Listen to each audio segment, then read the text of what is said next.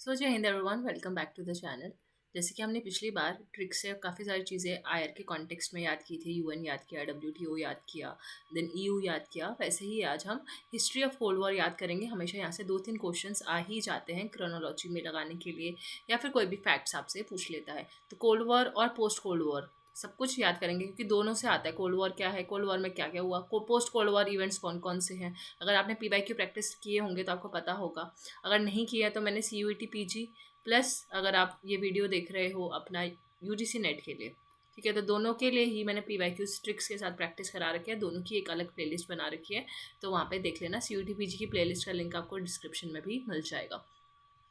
Cold war period याद करते हैं। ये बुक है हमारी एंड्रयू ह्यूवुड, बहुत इंपॉर्टेंट बुक है, ठीक है, अच्छी बुक मानी जाती है आईआर पढ़ने के लिए, और इसके ज़्यादातर फिगर्स में से क्वेश्चन आ जाता है। सबसे पहले कोल्ड वॉर में हम शुरुआत करते हैं 1945 से, जब यूएन बना था जून में। यूएन के लिए मैं ऑलरेडी वीडियो बना चुकी हूँ। अब कोल्ड वॉर में क्या क्या इवेंट्स हुए, तो कभी पूछ लेता है कि कोल्ड वॉर में कौन कौन से इवेंट्स आते हैं, या पूछ लेगा पोस्ट कोल्ड वॉर इवेंट में से कौन से हैं, या फिर पूछ लेगा क्रोनोलॉजी में लगाओ।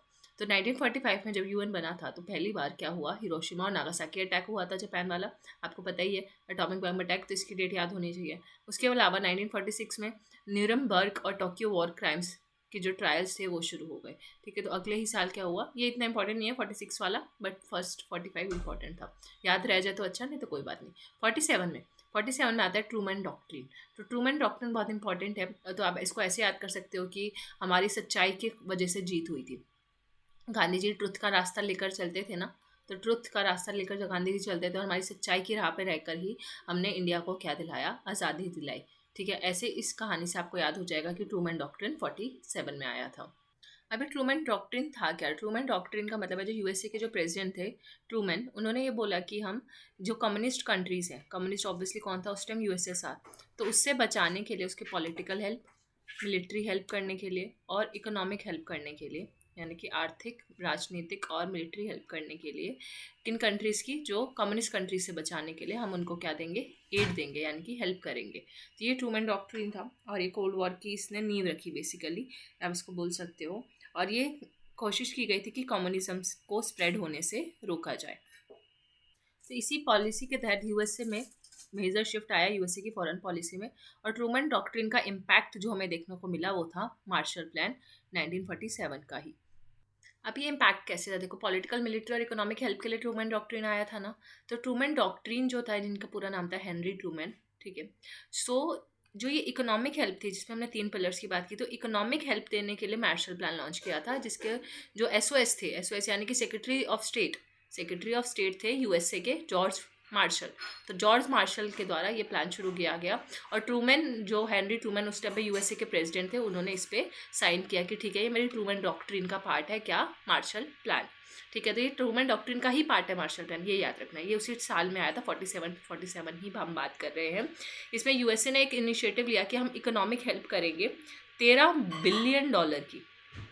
अगर आपको याद हो, उस टाइम सेकेंड वर्ल्ड वॉर ख़त्म हुआ था 1945 में, ठीक है। तो सेकेंड वर्ल्ड वॉर कंट्रीज़ जो थी, उनको बहुत ज़्यादा नुकसान भी हुआ था वर्ल्ड वॉर के बाद, तो उनकी हेल्प करने के लिए, स्पेशली किसमें, वेस्टर्न यूरोप में, ठीक है। जो वेस्टर्न यूरोप की जो कंट्रीज़ थी, उनकी हेल्प की गई मार्शल प्लान के तहत।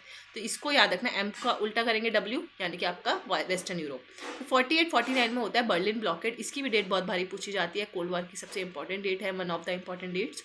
अब ये बर्लिन ब्लॉकेड की स्टोरी क्या है, ये भी यहीं समझ लेते हैं। बर्लिन ब्लॉकेड बोलते हैं, या बर्लिन एयरलिफ्ट भी बोलते हैं इसको। तो ये 1948 से 49 तक ये चला था, ये ब्लॉकेड। बेसिकली ये वेस्ट बर्लिन और ईस्ट बर्लिन की एक तरीके से सेपरेशन यहाँ की देखने को मिली हमें, वेस्ट और ईस्ट बर्लिन की, ठीक है। तो इसमें क्या हुआ था कि जितनी भी, ये बर्लिन लिखा है मैंने, ठीक है, बर्लिन। तो इसमें क्या हुआ था, बर्लिन ब्लॉकेड में जब सोवियत यूनियन, USSR, उसने वेस्ट बर्लिन की तरफ अपना सारा एक्सेस जो था वो ब्लॉक कर दिया था, इसलिए इसको ब्लॉकेड बोलते हैं, कि वेस्ट बर्लिन की तरफ जाने वाली सारी सुख सुविधाएं को ब्लॉक कर दिया था, कि हम वेस्ट बर्लिन को कुछ भी सप्लाई नहीं करेंगे, क्योंकि वेस्ट बर्लिन जो था बेसिकली ये यूएसए की तरफ था। और दूसरी बात ये भी कि ये पहला इंटरनेशनल क्राइसिस था कोल्ड वॉर का। तो अगर पूछा जाए कि पहला इंटरनेशनल क्राइसिस क्या था कोल्ड वॉर जब शुरू हुआ, तो कोल्ड वॉर का पहला इंटरनेशनल क्राइसिस हमें बर्लिन ब्लॉकेड के टाइम पे देखने को मिला। और इसीलिए, क्योंकि यहाँ पे इसने एक्सेस ब्लॉक कर दिया, इसको इस रास्ते पे कोई जा ही नहीं सकता, वेस्ट बर्लिन पहुँच ही नहीं सकता, तो इसलिए क्या करना पड़ा, जो यूएसए था उसको क्या करना पड़ा, बर्लिन एयरलिफ्ट करना पड़ा। तो एयरलिफ्ट करके उन्होंने वेस्ट बर्लिन तक अपनी सारी सुख सुविधाएं पहुंचाई थी। मतलब इन्होंने क्या क्या ब्लॉक कर दिया, जैसे रेलवे ब्लॉक कर दिए थे, रोड ब्लॉक कर दिए थे, कैनाल का जो एक्सेस था पानी वहाँ से वो लेते थे वो ब्लॉक कर दिया था सोवियत यूनियन ने। तो हमको क्या करना पड़ा, बर्लिन का एयरलिफ्ट करना पड़ा। और फिर इसी के बाद 1961 में बर्लिन वॉल बनाई जाती है, जो आपको पता ही है। ठीक है, तो इसी का एक तरीके से आपको इम्पैक्ट बहुत बाद में जाके देखने को मिला, बर्लिन वॉल। ठीक है ताकि जो ईस्ट जर्मन है, ठीक है, वो वेस्ट बर्लिन ना जा सके, इसलिए बर्लिन वॉल बनाई गई थी ईस्ट जर्मन्स को रोकने के लिए वेस्ट बर्लिन में जाने के लिए। ठीक है, क्योंकि ईस्ट जर्मन सोवियत यूनियन के साथ, सोवियत यूनियन नहीं चाहता था कि वेस्ट का जो पावर है वो बढ़ता जाए। ठीक है, सो दैट्स वाई। फिर 1949 में क्या होता है, सोवियत एटॉमिक बॉम्ब एक्सप्लोजन होता है। ठीक है, रशिया जो है एटॉमिक बॉम्ब एक्सप्लोड करता है अपने 49 में। तो बेसिकली इसका जो नाम था, ठीक है, 1949 में थोड़ा सा मैंने रब कर दिया ताकि और अच्छा लगे, तो फर्स्ट लाइटनिंग के नाम से भी जाना जाता है। तो कभी कभी आपके पेपर में फर्स्ट लाइटनिंग भी लिखा जाता है, कोड नेम था सोवियत यूनियन का, फर्स्ट लाइटनिंग। ठीक है, इन्होंने एक्सप्लोर कजाकिस्तान में किया था, और इसलिए किया था ताकि तो यूएसए की जो मोनोपोली है न्यूक्लियर वेपन्स को लेकर वो ख़त्म हो जाए। और इसी अटैक को जो यूएसए ने क्या कोड नेम दिया, जो 1। ठीक है, तो बहुत डीप में मैं आपको बता रही हूँ, ज़रूरी नहीं है ये आए, आ भी सकता है कि यूएसए ने जो फर्स्ट लाइटनिंग वाला जो कोड नेम था ना सोवियत एटॉमिक बॉम्ब एक्सप्लोजन का, उनका कोड नेम इस मिशन का नाम फर्स्ट लाइटनिंग था, और यूएसए ने इस इंसिडेंट को जो 1 बोला था। बस सिंपल सी बात है।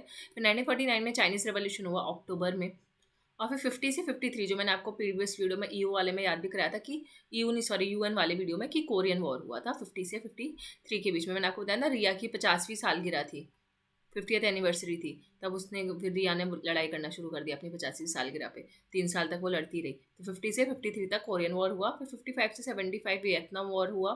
ठीक है, ये भी बहुत इंपॉर्टेंट वॉर है, जो यूएसए ने वियतनाम के पड्डे में टांग अड़ा दी थी, उसकी ज़रूरत भी नहीं थी, फिर यूएसए को इसका भुगतान अभी भरना पड़ा आगे चल के। ठीक है, तो यूएसए ने 1955 से 75 वियतनाम वॉर।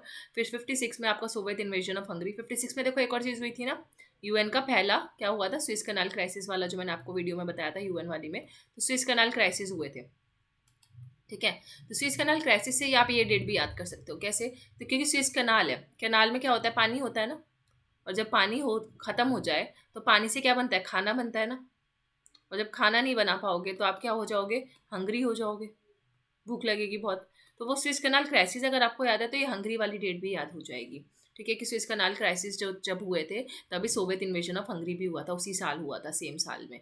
ठीक है, क्योंकि स्विस कनाल क्राइसिस थे, पानी वानी खत्म हो गया था, तो लोग खाना वाना नहीं बना पा रहे थे, तो सारे भूखे मर रहे थे। तो ऐसा हंगरी वाला से थोड़ा थोड़ा 56 से आपको ये याद रह जाएगा, 56। और 56 मैंने ऐसे याद किया था कि 56 इंच का सीना था यूएन का, तो उसने पहली बार पीस कीपिंग फोर्स चलाया अपना 56 इंच का सीना लेकर। 61 में आपको इंपॉर्टेंट डेट है, ये दो तो याद ही रख लेना, बर्लिन ब्लॉकेड की डेट बहुत बहुत इंपॉर्टेंट है, और बर्लिन वॉल की डेट बहुत इंपॉर्टेंट है, कि इसका इम्पैक्ट हमें बर्लिन वॉल बाद में बनी ईस्ट और वेस्ट बर्लिन को, या ईस्ट और वेस्ट जर्मनी को अलग करने के लिए। 1961 में यूरी गैरगिन ने पहले पर्सन बने जो स्पेस में गए। तो ये आ सकता है कभी अगर हो तो 61, लेकिन याद रखना ये इंपॉर्टेंट नहीं है, बट हाँ, क्योंकि एंड्रयू ह्यूवर्ट की बुक में है और चार्ट से ही क्वेश्चन बनते हैं हमेशा, तो ये भी अगर कभी यूनिक क्वेश्चन या आर्बिट क्वेश्चन देना होगा तो ये पूछ सकते हैं कि पहले पर्सन स्पेस में जाने वाले कौन थे, तो यूरी गागरिन थे।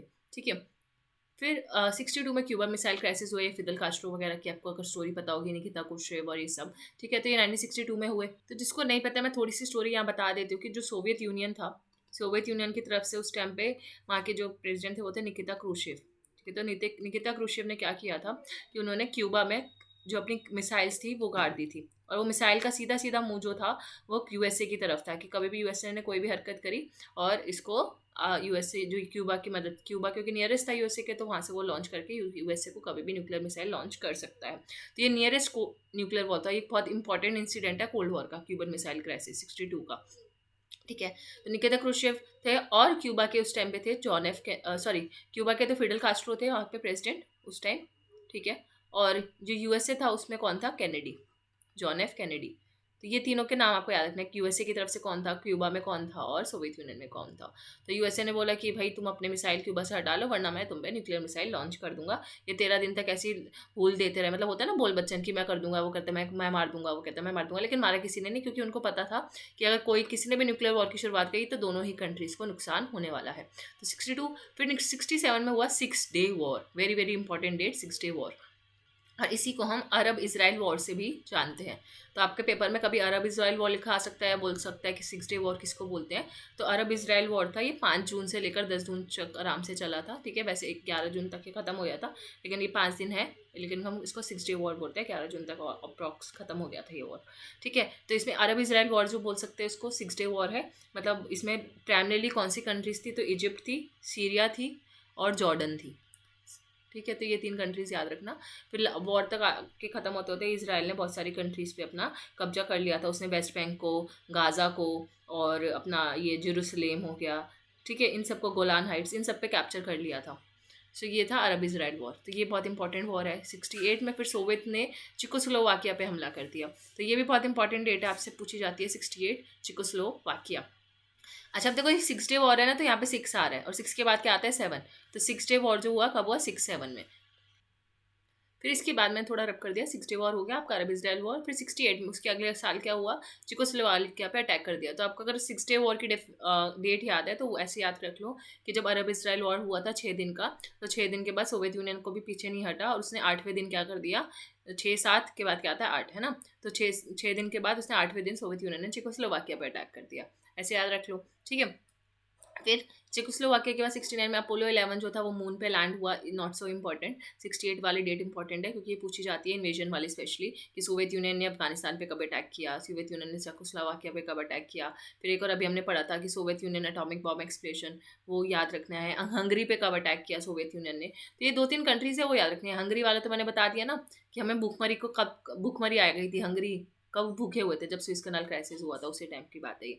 फिर 71 में कम्युनिस्ट चाइना ने यूएन ज्वाइन कर लिया। 71 में आपको याद होगा यूएन सिक्योरिटी काउंसिल में जो पीपल रिपब्लिक ऑफ चाइना था वो रिपब्लिक ऑफ चाइना बन गया था। जब मैंने आपको पिछले लेक्चर में यूएन की हिस्ट्री याद कराई थी ट्रिक के साथ, तो उसमें मैंने आपको बताया था कि जब बांग्लादेश वॉर हो रहा था एक तरफ, और दूसरी तरफ जो कम्युनिस्ट चाइना था वो यूएन को ज्वाइन कर रहा था, और पीआरसी से वो आरसी बन गया था, यानी कि पीपल रिपब्लिक ऑफ चाइना से रिपब्लिक ऑफ चाइना बन गया था, और कम्युनिस्ट चाइना ने यूएन को ज्वाइन किया। 71 इंपॉर्टेंट डेट है।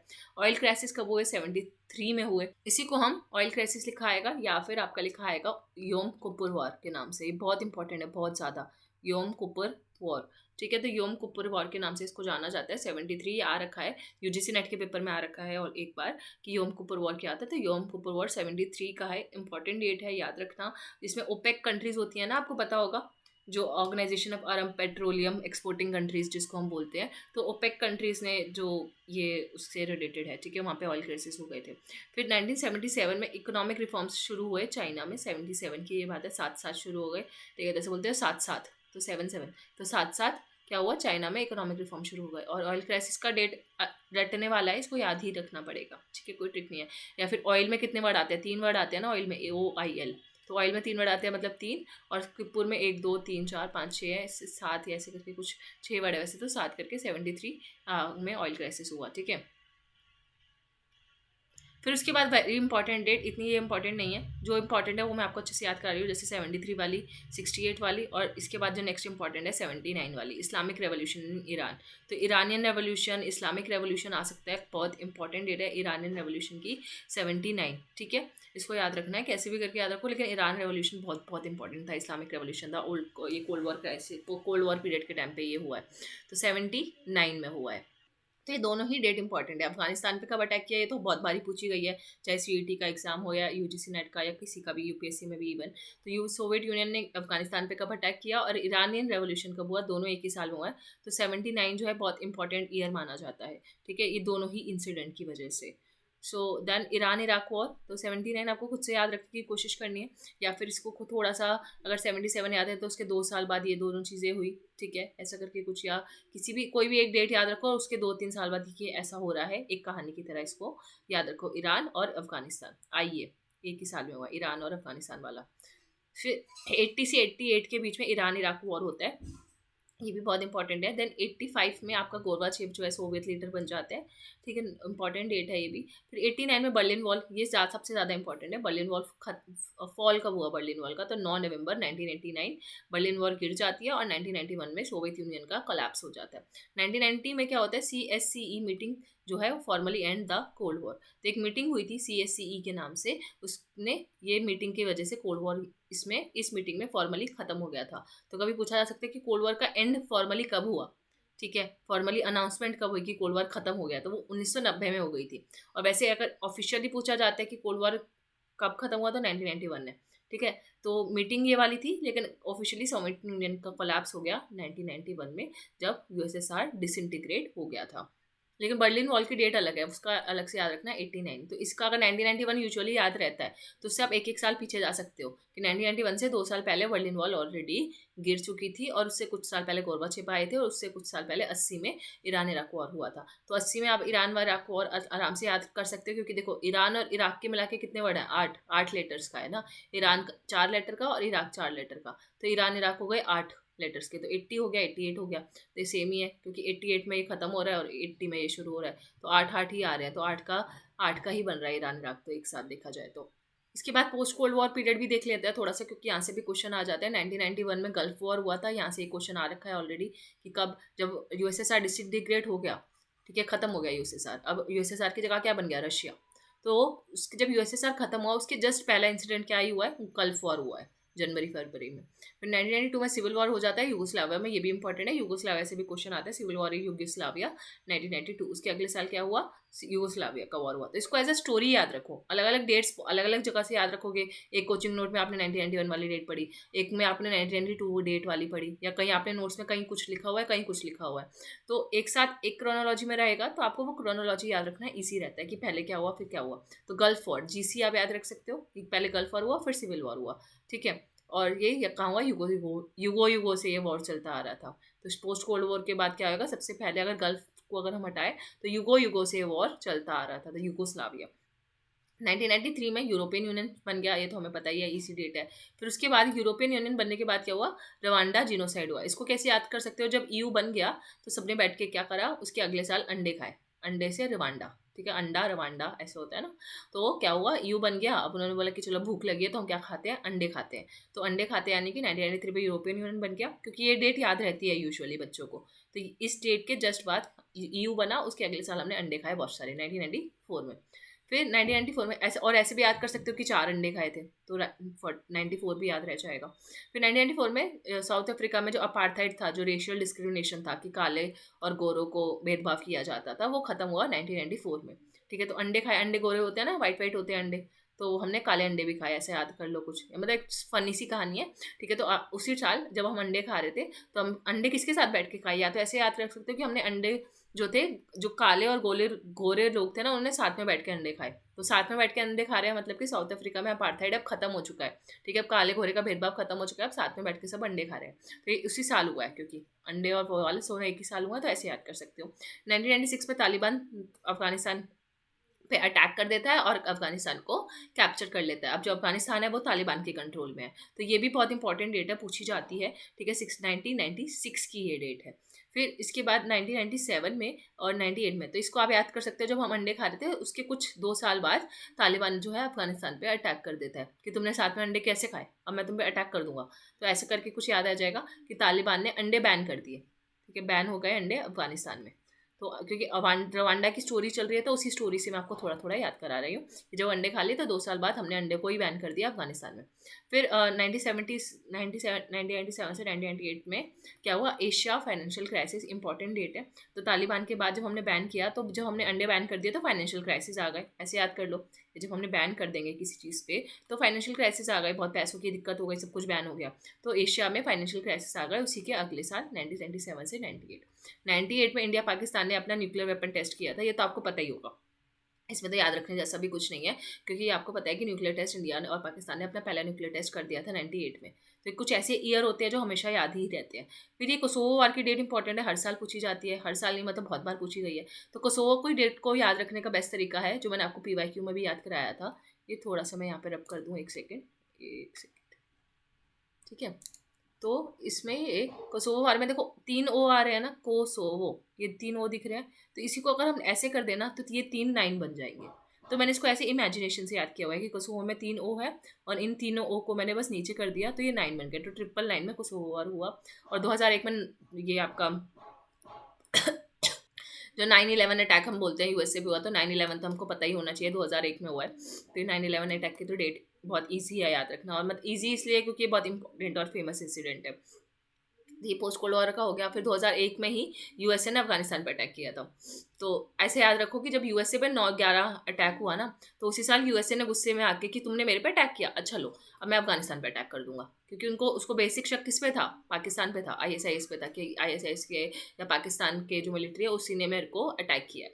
तो इसने क्या करा, जो अफगानिस्तान था, पाकिस्तान तो नहीं कर पाया, अफगानिस्तान पे अपना गुस्सा निकाल दिया। ऐसे इसको स्टोरी की तरह याद रख सकते हो कि जब यूएसए पे अटैक हुआ तो उसने गुस्से पे अफगानिस्तान पर अटैक कर दिया 2001 में। फिर 2002 में आईसीसी स्टैब्लिश हो गया, ये हमने पढ़ा हुआ है ऑलरेडी। 2 बारी सी आ रहा है तो 2002 हो गया, 2 बारी सी आ रहा है ना इसमें, तो 2002 में ये बना। और मैंने एक वीडियो भी बनाया हुआ है जिसमें मैंने आपको सारी इंटरनेशनल ऑर्गेनाइजेशन, उसके हेडक्वार्टर और उसके ईयर ट्रिक के साथ याद कराए हुए हैं। आईआर की ट्रिक्स वाली प्लेलिस्ट में जाना, आपको मिल जाएंगे। 2003 में यूएसए ने इराक पे अटैक किया, ये भी इंपॉर्टेंट डेट है, बहुत बारी पूछी गई है, ठीक है। तो यूएसए ने इराक पे कब अटैक किया, 2003 में। तो 3 तिगड़ा काम बिगड़ा होता है ना, तो यूएसए ने इराक पे अटैक किया, पहले अफगानिस्तान पे किया, फिर उसके 2 साल बाद इराक पे भी कर दिया। तो ऐसे याद कर लो, एक के बाद आता है 3, ठीक है। 2 खत्म करना है, 2 तो आईसीसी बना, वो तो अलग कॉन्सेप्ट हो गया ना। तो यूएसए ने पहले अफगानिस्तान पे अटैक किया, फिर इराक पे भी अटैक कर दिया। तो ABCD लिखते हैं ना, तो पहले ए आता है फिर आई आता है ना ABCD में, तो ऐसे भी क्रोनोलॉजी भी याद रह जाएगी थोड़ा बहुत, ठीक है। तो 2 साल बाद अफगानिस्तान के इराक पे भी अटैक कर दिया। फिर 2006 में नॉर्थ कोरिया ने न्यूक्लियर वेपन टेस्ट किए, ये भी इंपॉर्टेंट है, पूछा जाता है। फिर रशिया ने, ये डेट इंपॉर्टेंट है, जॉर्जिया पे अटैक किया था। अब मैंने 2008 कैसे याद किया था, जॉर्जिया में जो जी आ रहा है ना, वो कहीं ना कहीं 8 जैसा लग रहा है, देखो ऐसे ऐसे ऐसे ऐसे जा रहा है जी, है ना, तो ये 8 लग रहा है। तो मैंने इसको ऐसे याद किया था कि जॉर्जिया का जो जी है उसमें, उससे मैंने 8 बना लिया था, तो मेरे को ये याद रह गया था कि रशिया ने जॉर्जिया पे 8 में अटैक किया है। 7 और 9 में ग्लोबल फाइनेंशियल क्राइसिस आए, ये इंपॉर्टेंट डेट है। 1997 से 1998 में, एक बारी मैं कलर चेंज कर लूँ थोड़ा सा ठीक लगे, है ना। एशिया फाइनेंशियल क्राइसिस और ग्लोबल फाइनेंशियल क्राइसिस दोनों की डेट अलग अलग है, ठीक है, लेकिन दोनों में ही 7 आ रहा है। देखो, एक 1997 है, एक 2007 है, तो ये आपको याद रखना है, दोनों में ही 7 आ रहा है। तो फाइनेंशियल क्राइसिस का 7 से कुछ मतलब पुराना नाता है कि जब भी पैसों की कमी होती है तो आसपास कहीं 7 होता ही है, ठीक है। तो ऐसा कुछ याद रह जाएगा कि 7 एक अनलकी नंबर है। फाइनेंशियल क्राइसिस पहले एशिया में हुए, फिर उसी 2007 में कुछ 10 साल बाद पूरे ग्लोबल लेवल पे हो गए। 2010 में अरब स्प्रिंग, ये भी बहुत बारी क्वेश्चन आया हुआ है कि अरब स्प्रिंग कब हुआ था, तो 2007 में हुआ था। तुनिशिया, इजिप्ट वगैरह से, तुनिशिया से ये स्टार्ट हुआ था, फिर इजिप्ट में फैला, फिर ऐसे ऐसे करके, ठीक है। तो ये 2010 से, ये बहुत इंपॉर्टेंट देता है कि 10 नंबर हमने किसको दिए, स्प्रिंग सीजन। जब स्प्रिंग सीजन आया ना, तो हमने 10 नंबर दे दिए स्प्रिंग सीजन को पूरे। फिर क्योंकि हमें स्प्रिंग सीजन बहुत पसंद है, तो हमने 10 पूरे 10 में से 10 दिए स्प्रिंग को। फिर 2010 से 13 के बीच में यूरोजोन क्राइसिस, ये मैंने आपको तभी याद करा दिया था जब हमने ईयू की हिस्ट्री याद की थी ट्रिक्स के साथ। तो ईयू जो इसने याद किया हुआ है देख लेना, नहीं याद किया तो वहाँ पे यूरोजोन क्राइसिस मैंने बताया हुआ है पूरा, और डेट भी याद कराई है, तो वो देख लेना। फिर 2011 में लिबिया सिविल वॉर, और 2011 में ही सीरिया सिविल वॉर। तो ये दोनों डेट भी इंपॉर्टेंट है, यूजीसी नेट के पेपर में पूछी गई है, सीयूटी में भी पूछी जा सकती है, ठीक है। तो लिबिया सिविल वॉर और सीरिया सिविल वॉर, तो AN वाली है दोनों, देखो दोनों में ही AN आ रहा है, और दोनों ही 2011 में हुई है, ठीक है। तो एक नंबर हमने लिबिया को दे दिया और एक नंबर सीरिया को दे दिया, एक एक, ठीक है। तो AN करके आप याद करो, N11 याद कर सकते हो, जैसे ड्रीम 11 होता है ना, तो N11 यानी कि AN वाली कंट्री 11 डेट से हमें याद रखनी है, N11। क्योंकि हम, आपको पता होगा कि अगर हम AEIOU लगाते हैं, AEIOU, तो उसके साथ हम क्या यूज़ करते हैं, वॉवल्स के साथ N यूज़ करते हैं ना, और बाकी सबके साथ A यूज़ करते हैं। तो 11 में E शुरू हो रहा है, तो हमने N यूज़ किया है। ऐसे याद कर सकते हो कि नहीं, थोड़ा बहुत ध्यान से 2-3 बार इसको बोलो, याद हो जाएगा। 2013 में इजिप्शियन कोप दे दाट हुआ था, ठीक है। तो ये 2013 में, और 2013 में मैंने आपको बताया था कि क्रोशिया ने ज्वाइन किया था किसको, UN को, नहीं सॉरी, EU को ज्वाइन किया था, है ना। तो ये, और इजिप्शियन कोप डिटार्ट भी 2013 का है। ये नॉट इतनी इंपॉर्टेंट डेट नहीं है, 11 वाली इंपॉर्टेंट है, 10 वाली इंपॉर्टेंट है, 8 वाली इंपॉर्टेंट है, और ये 7 में ग्लोबल फाइनेंशियल क्राइसिस हुए थे वो। तो हमने आज में, हमने कोल्ड वॉर के सारे इवेंट्स और पोस्ट कोल्ड वॉर के सारे इवेंट्स जो जो इंपॉर्टेंट थे अभी तक, ठीक है, वो हमने कवर कर लिए हैं, और इसको ट्रिक से याद करने की कोशिश की। नॉट मतलब मैंने आपको हर चीज़ के लिए ट्रिक नहीं बताई, लेकिन बहुत सारी चीज़ों के लिए ट्रिक बताई, और बहुत सारी चीज़ों के लिए हमने एज अ स्टोरी वही याद किया। तो अगर आपको ये पढ़ाने का तरीका अच्छा लगा और आपको याद हुआ, तो प्लीज़ कमेंट सेक्शन में एक बारी बताना, ताकि मुझे भी मोटिवेशन मिले कि हाँ भाई मैं सही से पढ़ा रही हूँ और आपको याद हो रहा है कि नहीं। So thank you so much for watching, मिलते हैं नेक्स्ट लेक्चर में। Till then take care, bye bye.